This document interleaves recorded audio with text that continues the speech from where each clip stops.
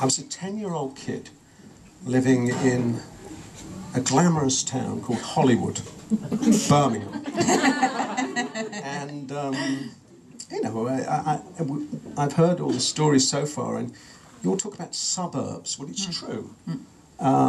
Most of us grow up in suburbs, I guess, and suburban Birmingham was a very, very great place in the early 1970s.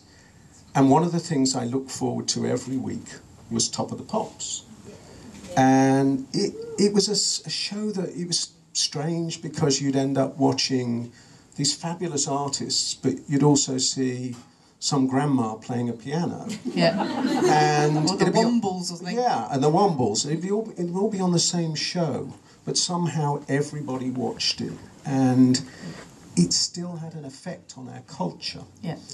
And so the first time that I really came in contact with David Bowie was within the same week or two.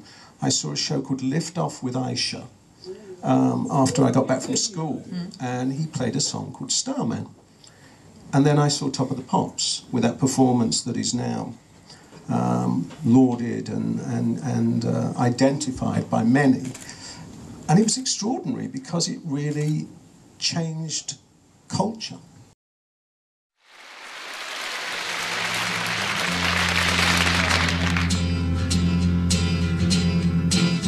Hey, no, no. Oh, no, no. Didn't know what time it was and the lights were low. I leaned back on my radio. Some cat was laying down some get it on rock and roll, he said. Then the loud sound, it seemed to fade. Came back like a slow voice on a wave of phase. That was no DJ, that was hazy cosmic jive. There's a starman waiting in the sky. He'd like to come and meet us, but he thinks he blew our minds. And there's a starman waiting in the sky. He told us not to blow it, 'cause he knows it's all worthwhile. He told me, let the children use it, let the children use it, let all the children boogie.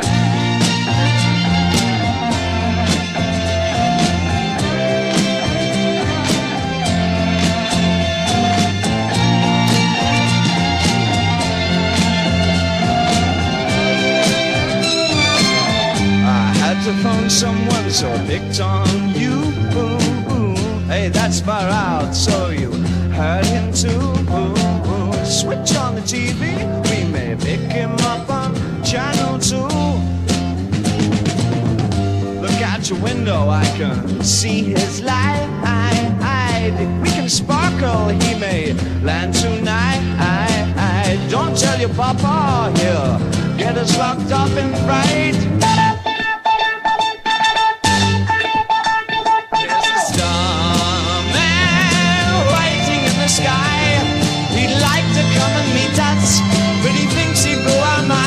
There's a starman waiting in the sky. He told us not to blow it, 'cause he knows it's all worthwhile. He told me, let the children use it, let the children use it, let all the children boogie. Starman waiting in the sky. He'd like to come and meet us, but he thinks he blew our minds. And there's a starman waiting in the sky.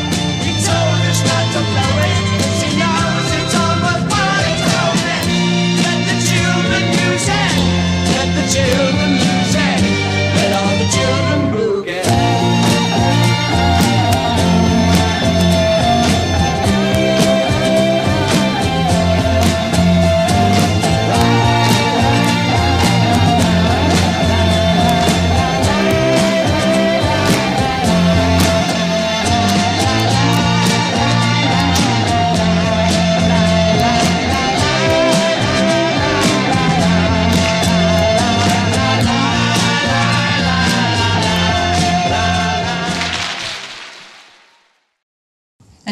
feel that at the time? Were you, because I know exactly what you're referring to, is essentially they performed it, and then there's a moment where you see Bowie and Nick Rhodes kind of leaning on each other, and it was incredibly important at the time, wasn't it? It's a small gesture that meant a lot. Well, I think it was the way that he looked. It was the attitude. You instantly realised it was entirely different than everything else. Because in the 70s there was a lot of people that once glam rock started, there was bricklayers dressing up in silver suits and wearing platform shoes and making some fairly ghastly records. But actually, you know, the David Bowie song was an amazing song, and it was different. He wasn't singing about some girl that he'd fallen in love with. He was singing about outer space. And this was much more appealing and much more interesting as a kid than a lot of the other stuff going on. I remember the day after Top of the Pops going to school, and everybody that I liked at school was talking about David Bowie. And all the kids that I thought didn't really have great taste, they didn't even watch it. They were freaked out. And did it have a kind of catalyst effect on you, on what you wanted to do? An enormous effect.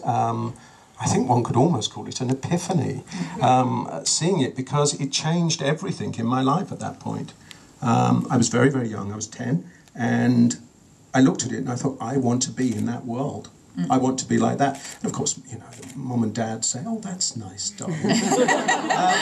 But then I carried on saying it when I was 12, 13. That didn't really make any difference. 14, not a lot of difference. By the time I was 15, 16, about to leave school and saying, yep, remember that thing I told you, that's what I want to do?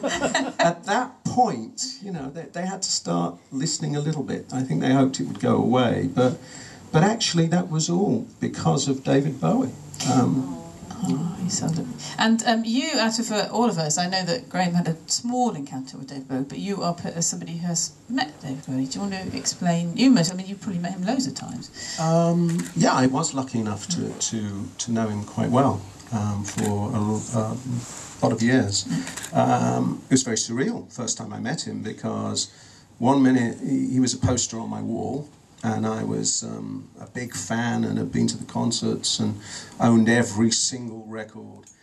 And then we started a band, and a couple of years later I met him somewhere. And he was incredibly gracious and charming, and wanted to talk about music, which was completely enlightening and inspirational, because he loved music very, very deeply and had an incredible knowledge of music. And so we stayed in touch and became friends. And certainly at first it felt very odd to me, but quickly I realised... Can I just ask a very stupid question? How did you stay in touch? Did you like phone each other up? Well, yeah, it was before. We didn't have all those comms like Alexa and the internet at that time. Sorry, darling, I didn't need you yet. We didn't have any of that, of course. So yes, telephone or telephone, really. Yeah. And so you knew him over a number of years. And you started by talking music. Was that essentially what you would talk about, or? Well, funnily enough, I do remember actually the first time I met David. I really didn't know what to say, because I'm not usually lost for words, but he was a big hero for us, and I thought, oh, what would I like to ask? And I said, well, what did you do with all the clothes? That's such a you question. That's so brilliant. Where are your clothes? Could we see them? No, but I just sort of, it was in my head, well, what's he done with them? Has he kept them? Or I can't imagine them going to the Oxfam shop. So, anyway, he said, oh yeah, I do. I archive them, actually. I have kept everything. And so I have him to thank, because from that point of view, even though we hadn't even started to release more than one album, I guess was just about out, I kept all of my clothes because he kept all of his clothes. And I'm very happy I did. Not that I have such a wonderful collection as David had, but it was interesting seeing the V&A exhibition a few years ago. And of course he did keep everything. And it's an amazing collection. Yeah. And obviously Bowie essentially I mean, with that performance and with everything else that was going on, almost started New Romanticism, didn't he? I mean, really, if you think about the Blitz Kids and things like that, there was a definite Bowie thing going all the way through, wasn't there? Well, for me, David Bowie was the singular most influential musical artist throughout the 1970s. Space Oddity was 1969, but really he owned the 1970s. Lots of other artists that I like, and I'm sure everybody here likes from the 1970s, but he really didn't make a bad move. Yeah. And to go from Space Oddity through The Man Who Sold the World and Hunky Dory and Ziggy Stardust, and then Aladdin Sane, and then end up bizarrely through Diamond Dogs to, I don't know, Young Americans and Station to Station and Low and Heroes and Lodger, all in the same decade. How is it possible? It's just unbelievable. Well, and in between that, The Idiot and Lust for Life with Iggy Pop as well, and mixing Transformer. It's really quite odd that anyone was able to create that much truly extraordinary music. And he went on to make a load of other great things too, but that decade he owned. It's true. Thank God he was on drugs, eh? Otherwise he would have never got through it. Okay, should we hear your choice then? We can try. Alexa,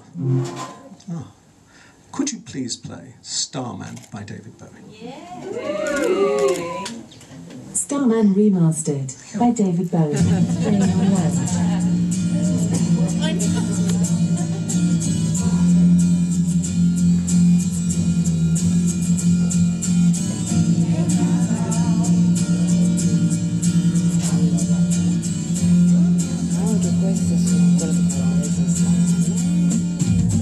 Didn't know what time it was, the lights were low. I leaned back on my radio. Some cat was laying down some rock and roll that I slowly said. Then the loud sound it seemed to fade, came back like a slow voice on a wave of fate. That was no DJ, that was hazy cosmic jive. There's a starman waiting in the sky. He'd like to come and meet us, but he thinks he'll blow our mind. There's a starman waiting in the sky. He told us not to blow it, cause he knows it's all worthwhile. He told me, let the children use it, let the children lose it, let all the children boogie.